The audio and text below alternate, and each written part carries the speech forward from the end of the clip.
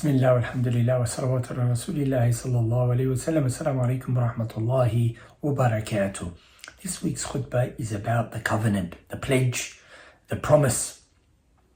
Allah subhanahu wa ta'ala has mentioned so many times in Quran about the importance of a pledge, importance of fulfilling one's oath, fulfilling one's pledge, being honest, and in doing so, they attract the love of Allah subhanahu wa ta'ala. And those that have taqwa, those that have consciousness, God consciousness of Allah subhanahu wa ta'ala, love of Allah, fear of disappointing Allah subhanahu wa ta'ala.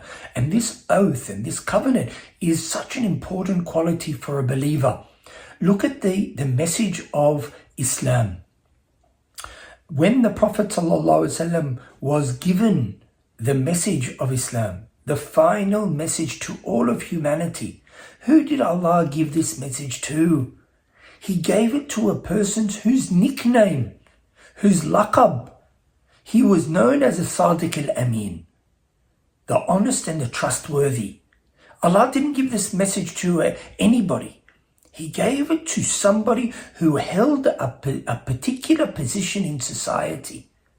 And this shows the importance of reputation, the importance of having an upright character. This pledge, and when we think of a promise, we think of, I promised you I'd meet you at such and such a time. Think about how many promises we make. Think about how many times that we've given a meeting and we've either been late or not gone at all, or even forgotten. Why? Because we don't give any importance to a promise that we give. And we think about promises related to money as well. I took $20 from you, I owe you $20, I'll give you that $20. Or do I give it after they've asked 10 times? And subhanAllah, and the promise is not, it's not specific to money related things. It's related, like the Prophet ﷺ, to his character. When he promised to do something, he did it. He stood by his word. Maybe because the Arab weren't very literate, they weren't writing, and they didn't have contracts in written form. Therefore, their word was their contract. If I say something, it's as if it's written. We've lost that. And that pledge goes beyond money, goes beyond a casual meeting and business. No, it goes way beyond that. Our pledge and our oath is to Allah first and foremost. Ashhadu an la ilaha illallah wa ashhadu anna Muhammadan Rasulullah. I pledge, I bear witness that Allah subhanahu wa ta'ala is one, the only one worthy of worship. That means I take Allah subhanahu wa ta'ala into consideration before any decision. What will Allah think about this?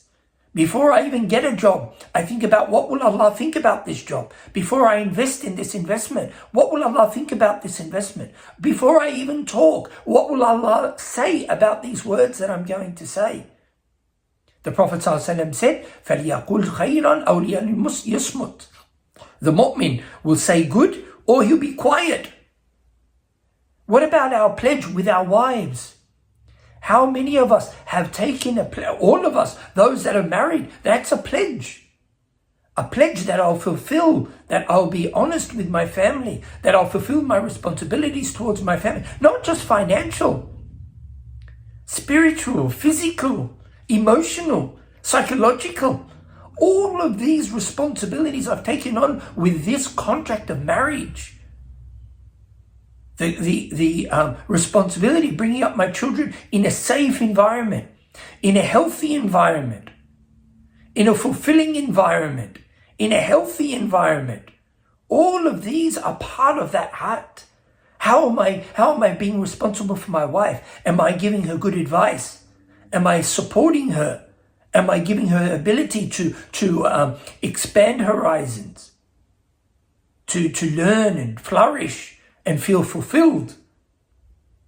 Not just at a physical level, not just at a financial level, all of these levels. This is what the honesty of a believer is. They're honest with creation even, honest with the environment, honest with animals, fulfilling the pledge that they'll fulfill, that when they sacrifice properly. Even killing an animal for food should be done the way Allah and His Prophet showed us. This is fulfilling the contract. What about our contract with our fellow human beings? Inviting them to deen, inviting them to rahmah, giving them advice, good advice that will protect them in dunya and protect them in the next world as well. All of this is part of our character, and especially the character of the followers of Rasulullah sallallahu alaihi wasallam, because there is no prophet to come after him. Therefore, we are the representatives of Rasulullah sallallahu alaihi wasallam. So all of us should be a Sadiq al-Amin in all aspects of life. May Allah give us tawfiq that we represent the Prophet ﷺ in the best possible manner, that we will protect us, will protect the reputation of Islam, the reputation of Rasulullah ﷺ, both in this world and in the next world. Walhamdulillahi Rabbil Alameen. Wassalamu alaikum wa rahmatullahi wa barakatuh.